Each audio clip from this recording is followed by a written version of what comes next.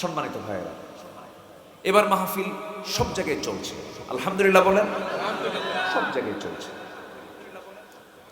এদেশের সবচেয়ে বৃহৎ যে মাহফিল, চট্টগ্রামের রজবালি প্যারেড ময়দান,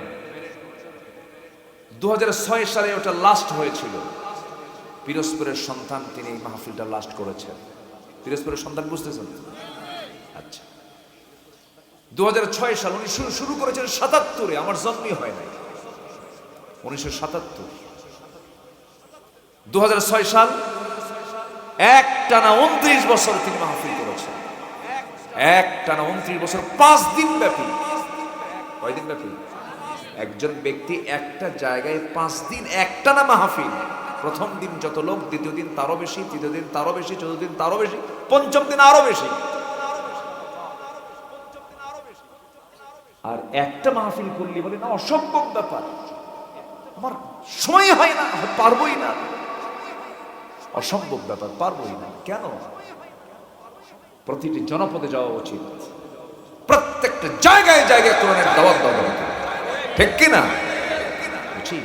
আল্লামা সাঈদী, এমন কোন থানা নাই, এমন কোন জোন নাই, এমন কোন দ্বীপ নাই, এমন কোন অঞ্চল নাই যেখানে তার পায়ের ছোঁয়া লাগে নাই।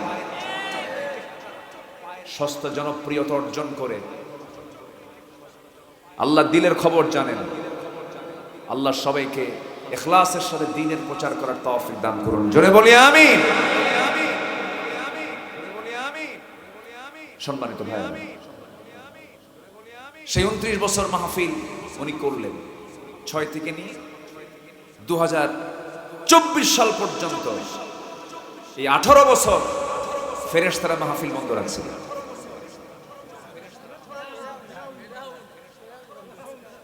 ফেরেশতা কোয়ার কারণ আছে বাবাজি, ফেরেশতা চোখে দেখা যায়?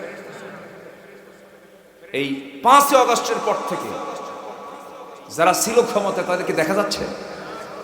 দেখা যায় না ফেরেশতাকে, দেখা যায় না এদেরকে, ফেরেশতাই। আচ্ছা ঠিক আছে, এই হলো ফেরেশতা। সম্মানিত ভাইয়েরা, সম্মানিত বন্ধুগণ, সে মাহফিল বছর শুরু হয়েছে 2025 সালের জানুয়ারিতে। আল্লাহ তাআলা আমার মতো একজন নগণ্য গোলামকে দিয়ে মাহফিল এবার আল্লাহ পাক শুরু করিয়ে দিয়েছেন। সিলেটের এমসি কলেজ মাঠ আঞ্জুমানে খেদমতে কোরআনের মাহফিল বন্ধ ছিল, 1 যুগ ধরে করতে দেয় না ওরা, এটাও এবার শুরু হয়েছে। 2010 সালে পাবনার দারুল আমান ট্রাস্টে আল্লামা সাঈদ রাহিমাহুল্লাহ 2 দিন ব্যাপী সর্বশেষ তাফসীর মাহফিল করেন। 2010 সালের 10 এবং 11 ফেব্রুয়ারি মাহফিল শেষ করলেন। 30 জুন তাকে গ্রেফতার করা হলো। ফেব্রুয়ারি, মার্চ, এপ্রিল, মে, জুন, 4 মাস পরে তাকে গ্রেফতার করা হলো। 30 জুন 11 সাল থেকে আল্লাহ তাআলা নগণ্য গোলামকে দিয়ে পরপর 4 বছর 2 দিন করে মহিলা সমাবেশ সহ 12টা মাহফিল, 12টা প্রোগ্রাম, অধিবেশন আল্লাহ পাক আমাকে দিয়ে করালেন।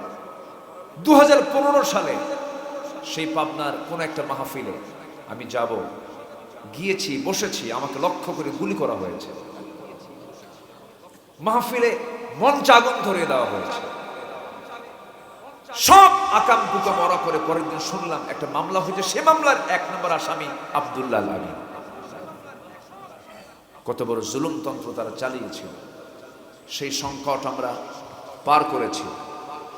আমরা এটার পুনরাবৃত্তি দেখতে চাই না। আমরা নতুন বোতলে পুরাতন মদও দেখতে চাই না। আমার কথা কি বুঝতেছেন? কোন চাঁদাবাজদের অস্তিত্ব আমরা দেখতে চাই না। কোন সন্ত্রাসী ভূমিদস্যুদের কোন অস্তিত্ব আমরা বাংলার জমিনে আর দেখতে চাই না। আমরা সচেতন হব। আমরা যদি সচেতন হই, নেতাও সচেতন হবে, ঠিক কিনা বলেন? আর আমরা যদি চুপচাপ থাকি, নেতা কিন্তু আবার ওই আগের চরিত্র ফিরে আসবে। আমরা সচেতন হব, জোরে বলি ইনশাআল্লাহ। অচেতন কোন বান্দাকে আল্লাহ জান্নাত দেবেন না। সচেতন থাকতে হবে। তা'মুরুনা বিল মা'রুফ ওয়া তানহাউনা আনিল মুনকার, এটা কি অচেতনের কাজ না সচেতন ব্যক্তির কাজ? ইমানদার কি হবে? অচেতন না সচেতন? ও যা করে করুক, ও যা করে হোক, আমার কি দেখার ঠেকা আছে? এটা কি ইমানদারের কথা? ইমানদার অচেতন থাকবে না সচেতন থাকবে? আমি চুরি করবো না, কাউকে চুরি করতে দেব না, চুরি করলে আইন করে পাশ করে হাত কেটে দেব। এটা হচ্ছে ইমানদারের কাজ। যা করো করো, এগুলো হচ্ছে মুনাফিকদের কথা। কাদের কথা বলেন? মুনাফিকদের কথা। আমি সূরা মুনাফিকুন থেকে প্রথম থেকে 3টা আয়াত আমি তেলাওয়াত করেছি আমার অভ্যাস অনুযায়ী। এই 3টা আয়াতকে সামনে রেখে কিছু কথা বলতে চাচ্ছি। আমাকে সময় দেওয়া যাবে তো? জোরে বলি ইনশাআল্লাহ। আমরা যে এত ইবাদত করি, এত চাই, এত দোয়াগুলো যায় কই? চাওয়া কি কম চাই? আল্লাহ আমারে দাও, আমারে মাফ করে। দোয়াগুলো যায় কোথায়? দোয়াগুলো কবুল হয় না কেন? দোয়া কবুলের বাধাগুলো কি? ইবাদত কবুলের বাধাগুলো কি? আমি এটা আজকে একটা একটা করে বলবো। মোটামুটি 10টা কারণে আমাদের দোয়া, আমাদের ইবাদতগুলো কবুল হয় না। কি শুনতে রাজি আছেন সবাই? আমাকে সময় দিচ্ছেন তো? খুব বেশি সময় নেব না, একটু বসেন, আমরা সব দিকেই তাকাবো। আমাদের দেশে মাশাআল্লাহ আপনারা বরিশালের মানুষগুলো অনেক সচেতন। মাহফিল আপনারা খুব দ্রুতই শেষ করে দেন। আজকে একটু মনে একটু বিলম্ব হয়েছে, 7টার দিকে বেলা ডুবছে তো, কিন্তু শীতকালে আপনাদের 10টার মধ্যে মাহফিল শেষ হয়ে যায়। কিন্তু আমার দেশে কিছু কিছু বিচিত্র এলাকা আছে, যেরকম ময়মনসিংহ একটা মাহফিল আমার ছিল বছর কয়েক আগে। আমি রাত 8টার দিকে মাহফিলে গেলাম। কমিটি আমাকে বললেন, হুজুর খাওয়া দাওয়া করেন।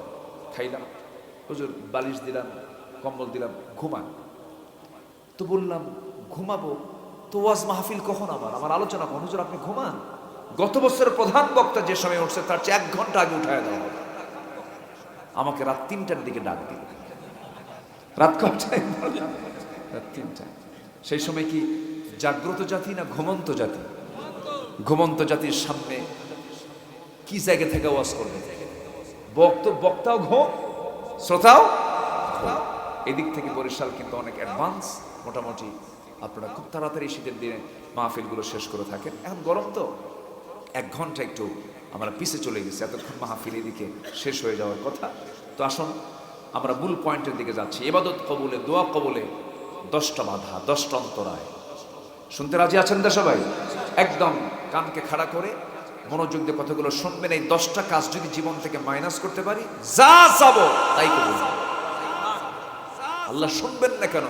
উদউনি আস্তাজিব লাকুম, তুই আমাকে ডাক। আস্তাজিব বাবে ইস্তিফালের সিগা, আমি তোর অবশ্যই ডাকে সাড়া দেব। আমি ডাকতে ভুল করলেও আমার যদি ইখলাস থাকে, আমি চাই নাই কিন্তু আমার মন চায়, আল্লাহ তাও কবুল করুন। আমার নবীজি বাইতুল আকসার দিকে মুখ করে তিনি নামাজ পড়ছিলেন, কিন্তু তার হৃদয়টা ছিল কোন দিকে? হারামের দিকে। বাইতুল আকসার দিকে তার কিবলা, আর হৃদয়টা পড়ে আছে কোথায়? কাবার দিকে। তার হৃদয়ের চাওয়াটা কবুল করেছেন কে?